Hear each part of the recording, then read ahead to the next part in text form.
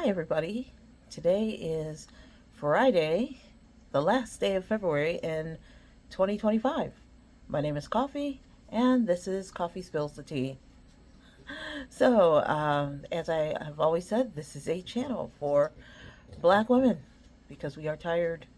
We need support mentally, physically. And I have been kind of vlogging about things that I think are important for me, which may be important for other women who are in similar situations, not happy, feeling overworked, feeling like people are just kind of depending on you to do it all. And after a while, it just gets to be a lot. It gets a lot. So, so that's what this is all about. Today, I just want to bring up a few things. 'Cause yesterday, I was not able to get any kind of recording in. I always said it's going to be on Mondays and Thursdays, but I think I'm going to adjust it. Maybe do something over the weekend and then in the middle of the week. But as if you had watched my last video, I had a job interview that's today at, in about 2 hours and 15 minutes.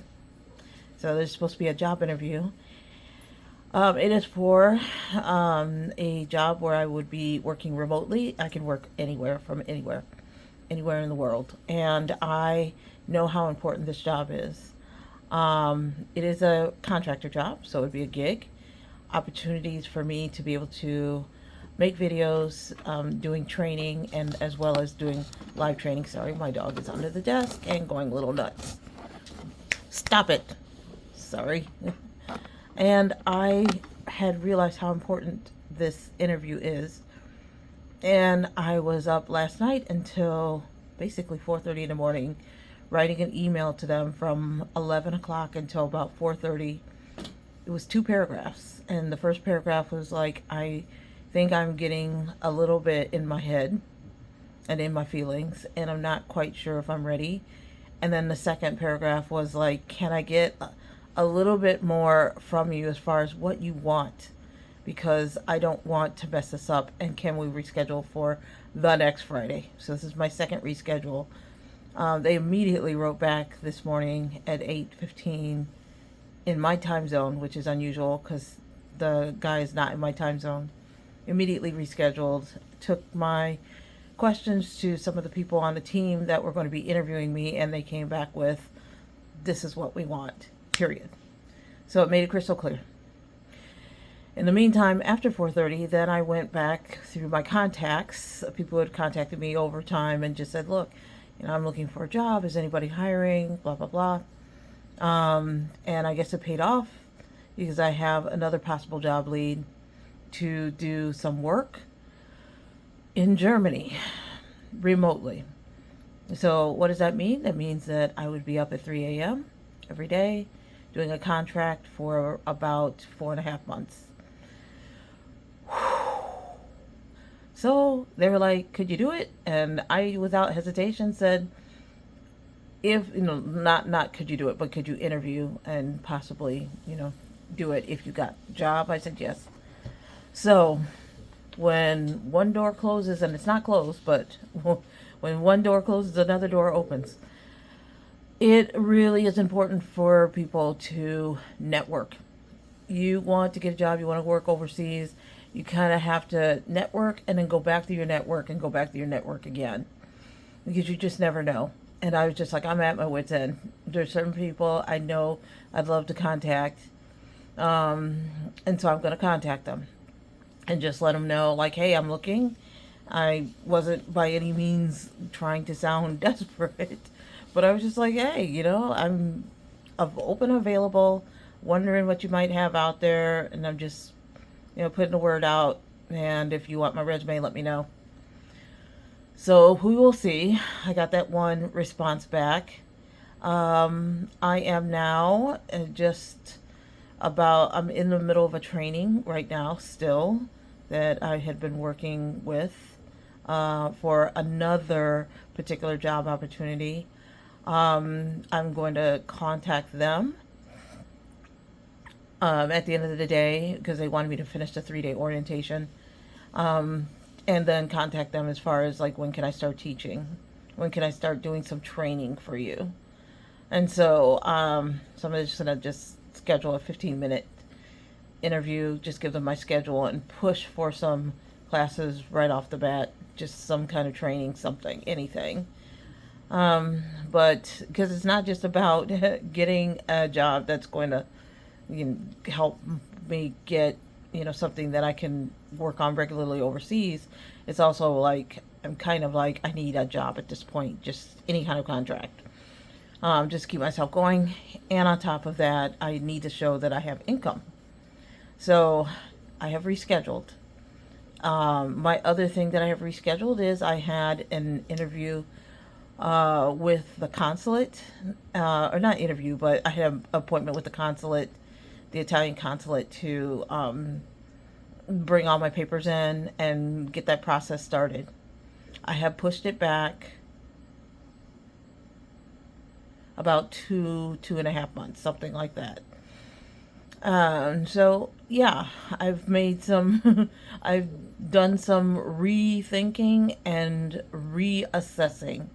And I think it's okay for you to say, because here's what I normally do: tunnel visions, horse with the blinders on, go into it, just, just go all in, and it would drive me crazy when things just don't go the way that I need it to go, because I rush things. It is okay for you to take a step back, reassess, and say, you know what, this is not the best move, or this is not the best time, and to not feel like that's a defeat. And in the past, I would have probably thought, yeah, that's a defeat. Not now. Not now. Eyes on the prize. What's my eyes on the prize? First of all, better frame of mind. Feeling good. Feeling good about myself. Feeling good about my future. Feeling good about making decisions and choices of where I want to go and how I want to get there. And putting together my goals and my plans and etc. And then number 2 is just follow through and execute, and just be firm and feel mentally okay with your decisions, and don't beat yourself up. Because the alternative for me right now is to go into that interview for a place where it's a one-shot deal. They would never come back to me again, I don't think, because of, I just didn't have a clear idea of what they wanted. And I would just have come across completely wrong. They would never have brought me back in. I need to be able to keep that door open. And so I need to interview as strongly as I can. And they said as long as the potential is there, they can train me up to where they would like me to be. And then I can start doing my own trainings. I have to be okay with that. And of course, with the Italian consulate, like, no consulate wants you to show up and not be prepared. And I don't have the means to show them that I can financially be stable. Now, best case scenario, if the place where I'm doing orientation is able to get me some work in the next month, and I can start working and just kind of hang in there and show that contract, and then get the other job, which would be in a time zone that's 6 hours ahead. And yes, that means I have to be up at probably 2 and be ready to teach and train people at 3 a.m. So be it. All right. That's what we'll have to do. And then I have a Canadian cohort that's towards the end of the year. I will need to check in with them and ask them if they can give me some kind of tentative contract. That's going to have to be something I get together. And of course, I really need to just bring it for the interview that I now have for next Friday. And on top of that, I have a 6-week training where I'm going to be extensively trained on AI and how to work with AI, how to build with AI, and then how to train other companies and tech leaders and tech people on how to build and work and use AI. And as I said, always with an ethics and security in mind. So, yeah, that's pretty much it. I think it's for me, this is all about everybody being able to say to themselves, I can stop, reassess, and push things back and change my mind and be okay with it. I have never, rarely have I ever done that. I usually am like, I made the commitment, I have to do it. I made the commitment, I have to do it. Sometimes that is not a good idea. And I had to kind of just say to myself, this is not a good idea. And I had to just kind of place it in the hands of the baby Jesus and hope that these people were going to allow me to make this change and not be judgmental, which doesn't appear they are. But it is very clear that they're expecting me to bring it when I do eventually bring it, because I postponed it for 2 Fridays in a row. I will do that. I will do the best I can. All right. Do not let people keep you crazy out here on these crazy streets. Today is the economic, the economic do not buy day or something like that. But our dollars have power. So I have not made any plans, not like I have money, but actually I do. I am not like 100% like I have nothing, but I've made this conscious effort. I'm not even paying a bill today. I'm not going to pay anything today. And I think they call it the economic buyout. I've got a little what do you call it, picture that I'll use as my thumbnail. But I really think one day is not enough. Personally, I think we should do a week or a month, or just a week every month. And not only that, I think if we did do a week every month, it may actually financially help people if they weren't spending for a week and instead taking that money and putting it into a savings account. What were you going to do for the week? Put it into a savings account. Now, here's what I'm going to say. If you are going to participate in this economic boycott, that's what it was, economic boycott. If you're going to participate in this, please don't then say, well, if they do this again, well, it's going to be on Friday, so I'm going to buy everything up on Thursday I could possibly buy up on Thursday, and then I'm going to buy nothing on Friday. It kind of balances this out, because what they're going to see is a spike of sales on Thursday, nothing on Friday. When they add it up, it's going to kind of even out. So I made no special, like, I got to buy all this before Friday. No. If I'm out of milk, then I'm just going to be out of milk on Thursday, and I'm not going to just buy it on Thursday and then be like, well, I'm not buying on Friday. No. The whole idea is to prove that our dollars matter. They think that they, being the federal government and all the people who voted for Orange Savior, for lack of a better word, they think that rich people and people of wealth have more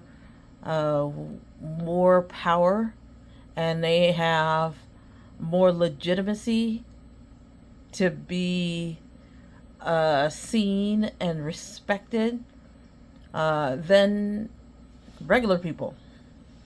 And the way that we strike back is by not buying anything. Because here's the thing. Rich people, they don't care. They'll buy, not buy. Makes no difference.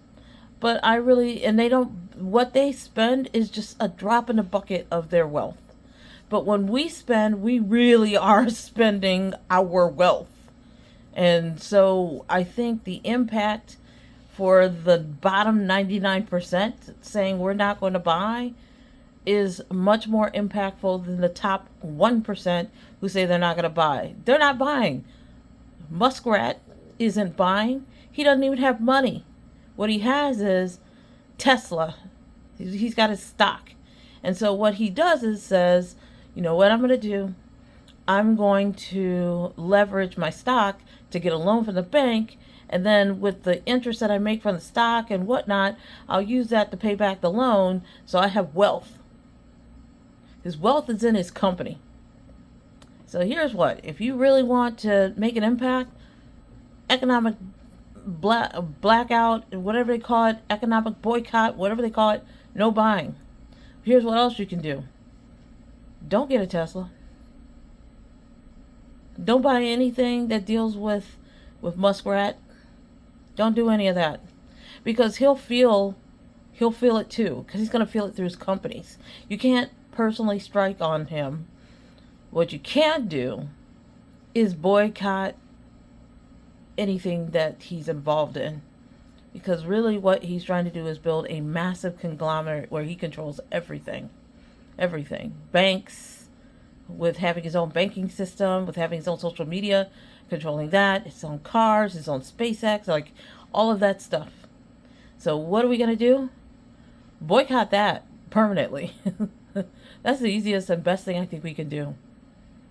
And that may start to bring some sanity back to the country. Okay. And some sanity back to you. All right, this is it. It's not a long video today. Didn't have a lot to say. But this weekend and starting now is just going to be real, like, hardcore for me, because I got a lot of work I have to do in a short period of time. I hope that all of you are enjoying your day. I will see you sometime next week. I'm going to put together a new schedule, because I can't do Mondays and Thursdays sometimes. It's just really hard. But until then, I'm going to ask you to like, subscribe, like this video, subscribe to my channel, hit that notification bell, get all the notifications, and blast this share out to everyone out there, so I can grow this channel. All right, this is Koffee Spills the Tea. That's my channel. I am Koffee, and have a great day.